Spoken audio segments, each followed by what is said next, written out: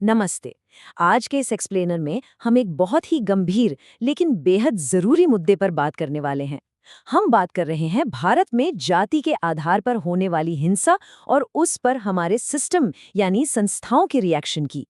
हम सीधे source material से कुछ खास केस स्टडीज को उठाएंगे और समझेंगे कि आखिर पर्दे के पीछे का सच क्या है। तो चलिए बिना किसी देरी के शुरू करते हैं। देखिए, इस पूरे मसले को हम कुछ हिस्सों में तोड़कर समझेंगे। शुरुआत करेंगे एक दिल दहला देने वाले मामले यानी हाथरस त्रासदी से। उसके बाद हम इसके इतिहास में जाएंगे, कुछ ऐसे आंकड़े देखेंगे जो यकीनन आपको चौंका देंगे। फिर बात करेंगे कि कैसे सिस्टम अक्सर इन बातों से इनकार करता है, और आखिर में न्याय के लिए जो एक लंबी लड़ाई लड़ी जा रही है उस पर नजर डालेंगे। तो चलिए सबसे पहले ग्राउंड जीरो पर चलते हैं। हम हाथरस की उस घटना से शुरुआत करते हैं जिसने पूरे देश को झकझोर कर रख दिया था। जरा घटनाओं के इस क्रम पर गौर कीजिए। मिड सितंबर का वक्त था जब एक 19 साल की दलित महिला पर उच्च जाति के कुछ लोगों द्वारा कथित तौर पर एक बेहद क्रूर हमला किया जाता है। 29 सितंबर को वो अपनी जान गंवा बैठती है। लेकिन जो बात सबसे ज्यादा हैरान करने वाली थी वो ये कि 30 सितंबर की रात ठीक 2:30 बजे प्रशासन परिवार की मर्जी के बिना ही जल्दबाजी में शव का अंतिम संस्कार कर देता है, वो भी पेट्रोल डालकर। ये वाकई में चौंकाने वाला था। अब देखिए, हर खबर, हर आंकड़े के पीछे इंसान होते हैं, एक टूटता हुआ परिवार होता है। जरा परिवार के इस दर्द को महसूस कीजिए। न्याय तभी मिलेगा जब उन दरिंदों को फांसी मिलेगी। एक क्रूर कथित सामूहिक बलात्कार और हत्या के बाद ये इंसाफ के लिए एक परिवार की एक बेहद गहरी और हताश पुकार है। लेकिन ये सब अचानक तो नहीं हुआ है ना? ये समझने के लिए कि ऐसी घटनाएं आखिर क्यों होती हैं, हमें थोड़ा पीछे इतिहास के पन्नों में जाना होगा। मनुस्मृति जैसे प्राचीन ग्रंथों से निकली ये छुआछूत की प्रथा, इसने एक ऐसा सिस्टम बना दिया जिसने समाज के एक वर्ग को अछूत मान लिया। दलित शब्द का मतलब ही है टूटा हुआ या उत्पीड़ित, जिन्हें इस सामाजिक ढांचे में बिल्कुल निचले पायदान पर धकेल दिया गया। और ये सिर्फ एक शब्द नहीं है, ये वो कड़वी सच्चाई है जिसने सदियों से लोगों की जिंदगी और उनके वजूद को तय किया है। अब आप सोच रहे होंगे कि ये तो बहुत पुरानी बात है। बिल्कुल, ब्रिटिश राज के दौरान ही छुआछूत जैसी प्रथा को कानूनी तौर पर खत्म कर दिया गया था। लेकिन सबसे बड़ा कैच यही है, भले ही कानून दशकों पहले बदल गए हों, लेकिन आज के इस मॉडर्न भारत में भी हाशिए पर रहने वाले समुदायों के लिए जमीनी हकीकत और वो गहरा भेदभाव पूरी तरह से खत्म नहीं हुआ है। चलिए अब इस एक केस से बाहर निकलकर पूरे देश की तस्वीर देखते हैं, और सच कहूं तो ये आंकड़े बेहद परेशान करने वाले हैं। सोर्स मटेरियल के हिसाब से भारत में हर एक दिन, जी हां हर रोज 88 जाति आधारित अपराध दर्ज किए जाते हैं। 88। ये कोई इक्का दुक्का घटनाएं नहीं है। ये साफ दिखाता है कि ये सिस्टम से जुड़ी हिंसा कितनी बड़े पैमाने पर फैली हुई है। और अगर आप सोच रहे हैं कि ये बुरा है, तो जरा ये सुनिए, उन 88 रोजाना होने वाले अपराधों में से 10 मामले खासतौर पर दलित महिलाओं के साथ होने वाले बलात्कार के होते हैं। मतलब यहाँ जाति और जेंडर दोनों के आधार पर होने वाली हिंसा एक साथ मिल जाती है। ये एक ऐसी डरावनी सच्चाई है जिसे हम चाहकर भी इग्नोर नहीं कर सकते।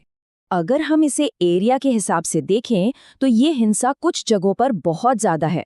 अकेले उत्तर प्रदेश में पूरे देश के 25% जाति आधारित अपराध होते हैं। मतलब हर चौथा मामला सिर्फ एक राज्य से, और बाकी 75% पूरे भारत में बटा हुआ है। तो ये एक बहुत ही साफ और बड़ी चुनौती की तरफ इशारा करता है। और हाँ, ये भेदभाव सिर्फ हिंसा तक ही सीमित नहीं है। शिक्षा को ही ले लीजिए।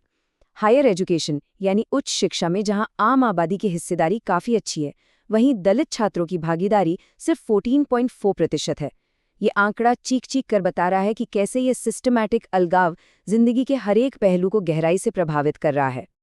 अब सवाल ये उठता है कि जिन संस्थाओं, जिन सिस्टम्स का काम हमें बचाना है, उनका इन सब पर क्या रिएक्शन होता है। चलिए हाथरस केस पर वापस लौटते हैं। यहाँ आपको दो बिल्कुल अलग अलग कहानियों के बीच एक सीधा टकराव दिखेगा।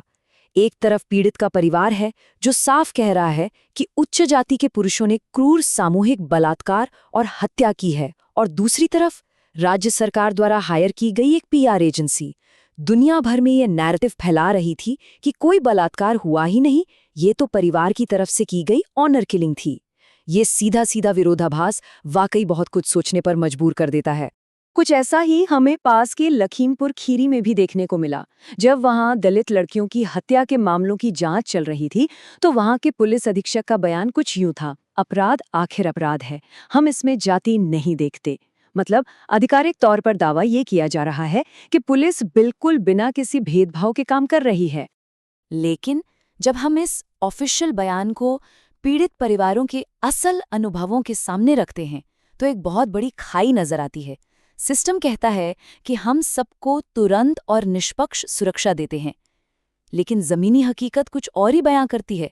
पीड़ित परिवार भयानक डर के साए में हैं, सुरक्षा नाम की कोई चीज नहीं है, और उल्टा उन पर अपनी गवाही बदलने का भारी दबाव डाला जाता है।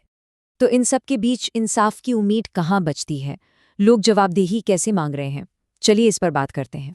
एक लोकल जर्नलिस्ट है, कविता बुंदेलखंडी। उनकी ये बात सीधे दिल पर लगती है। वो पूछती हैं, अगर वो एक ठाकुर यानी उच्च जाति की लड़की होती तो क्या ये सब होता? ये एक ऐसा सवाल है जो सीधे सिस्टम की नीयत पर सवालिया निशान लगाता है। क्या सिस्टम का ये ढीलापन तब भी ऐसा ही होता अगर पीड़ित किसी विशेषाधिकार वाले वर्ग से होती? सोर्स मटेरियल उन सभी रुकावटों को बिल्कुल साफ साफ सामने रखता है जो न्याय के रास्ते में आती हैं। मीडिया में ऊंची जातियों का दबदबा होना, पीड़ित परिवारों पर समझौता करने का भयंकर दबाव डालना, पुलिस प्रशासन पर मामले को रफा दफा करने के आरोप लगना, और यहाँ तक कि अपनी इमेज सुधारने के लिए राज्य के पैसों से पीआर एजेंसियों का इस्तेमाल करना, ये सब मिलकर न्याय की इस लड़ाई को और भी ज्यादा मुश्किल बना देते हैं। लेकिन इस पूरी कहानी में सबसे इंस्पायरिंग बात क्या है पता है? वो ये कि इतने भारी दबाव और धमकियों के बावजूद ये परिवार हिम्मत नहीं हार रहे हैं। वो लगातार एक फेयर ट्रायल की मांग कर रहे हैं। वो उन पैसों और समझौतों को ठुकरा रहे हैं जिनसे उनकी चुप्पी खरीदने की कोशिश की जाती है। ये अपने आप में इंसानी गरिमा और अपने हक के लिए लड़ी जा रही एक बेहद साहसी और प्रेरणादायक लड़ाई है। और आखिर में ये पूरा एक्सप्लेनर हमें एक बहुत ही गहरे सवाल के साथ छोड़ जाता है। इंसाफ आखिर कैसा दिखता है जब जिन संस्थाओं को आपकी रक्षा करनी है उन पर ही अपराधों को छिपाने का आरोप लग रहा हो? जब रक्षक ही सिस्टम के सवालों के घेरे में हो तो कानून के सामने सब बराबर हैं, ये बात कितनी सच रह जाती है? इन सवालों पर हमें गंभीरता से सोचना होगा, क्योंकि ये सिर्फ एक घटना की नहीं बल्कि पूरी व्यवस्था की हकीकत है।